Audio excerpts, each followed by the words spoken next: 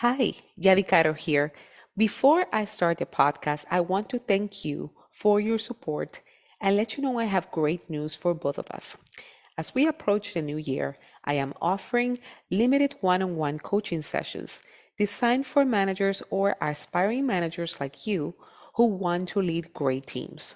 This will only be available for subscribers of my newsletter, so go to my website now, hardcoresoftsskillspodcast.com, and sign up. Once you do, I also have a free gift for you, the 30-day 30 skills guide with exercises you can practice every day to master your essential skills. Again, sign up via hardcoresoftsskillspodcast.com.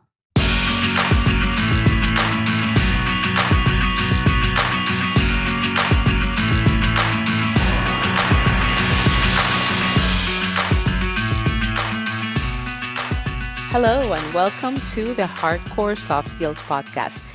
This is Yavi Caro, and in each episode, you will learn how to apply a different skill with the help of an expert.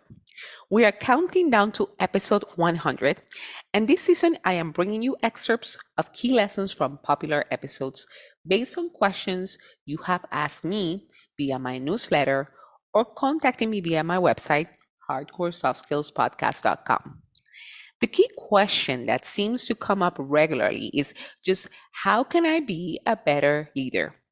Let's make it clear that being a leader and being a manager is not the same thing. We can be managers and not leaders, and we can certainly be leaders without having the title of manager. The answer to this question, what makes us a better leader, can help any manager really become a leader. So I have spoken about this to various guests in my podcast. And one of the episodes that resonated the most was from L. David Marquet.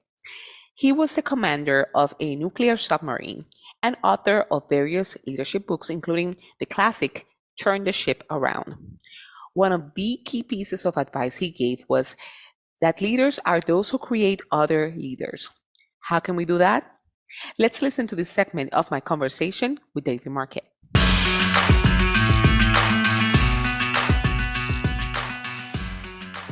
In the book as well, you describe how bad things were in the Santa Fe.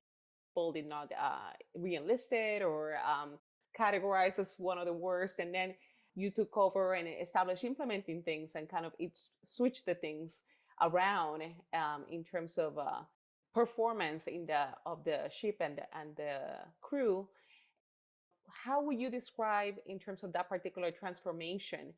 What was the a couple of the key things that you implemented in regards to making that transformation from followers to, I guess, empowering or giving a more control to the others?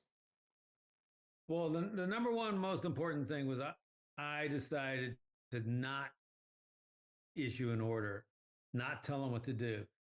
And our normal practice in the military at the time was to get permission. I request permission to submerge the ship, request permission to deploy from the helicopter, request permission to whatever, send a team to this location, which then requires the commander or the boss to then repeat the order or to give the order, request permission to submerge the ship, and then I would give the order, submerge the ship. So I'm still giving an order.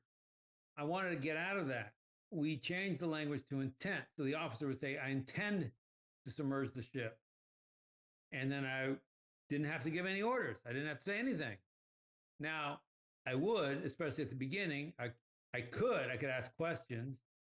And it started with, hey, so convince me it's safe. And have we met all the safety requirements and that kind of thing? Well, they very quickly learned I was always going to ask two kinds of questions, which were the technical things and then the we call it clarity. Like, why are we doing this? Organizational clarity, the purpose thing. So we have the technical things we call competence, and then the organizational things, purpose, or the why we call clarity. So I said, well, why are you submerging? So the officer would say, Captain, I intend to submerge the ship. I picked this location this time because of the following reason. Here's our mission, blah, blah, blah. And then he would go through it. All personnel are below. The ship is prepared to dive. I've checked the water depth and all those sort of safety things. And now I'm gaining insight into the person's thinking. I'm learning something. And we are inviting feedback. Giving feedback is worthless. It's actually not quite worthless. It's worth something for the person who gives it. But study after study shows that basically giving someone else feedback no or very minute impact on their behavior. What you want is a culture where people invite feedback. Now that is very powerful. So don't teach people how to give feedback. Teach people how to invite feedback and build a culture where people want feedback. So say, hey, how am I doing? How what do you think about this? And the key here is that it comes before the action. So in other words, we don't say, oh, I submerged the ship 10 minutes ago. I hope it was in the right place, blah, blah, blah.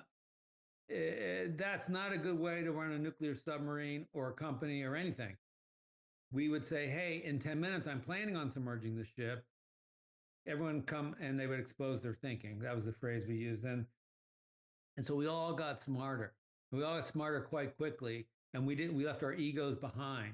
And it wasn't about, oh, let me prove that I'm so smart. It's like, no, I'm willing to show that I'm an idiot in order to get smarter. But we call this the don't be good, get better. It's like, I don't care how good you are. I mean, literally, I do not care. We would start or lots of organizations do a retrospective and they waste the first 10 minutes trying to say, oh, well, everyone tried their best and blah, blah, blah. Like, I don't care. Of course you tried your best. Like, let's take that as a granted. Let's just see what we can do to get better. And so in organizations that are high trust and are moving quickly, you just go right on to how do we get better? Getting better should focus on the future. We learn from the past, but the actions are focused on the future. In other words, we don't say, hey, what should we have done? We would say something like, what do we wish the next team knows about this? You want to focus it on somebody else externally. You want to think like, I'm advising my best friend on how to do what I just did. What would I want them to know? Because then again, all these tools are to decouple it from our own ego.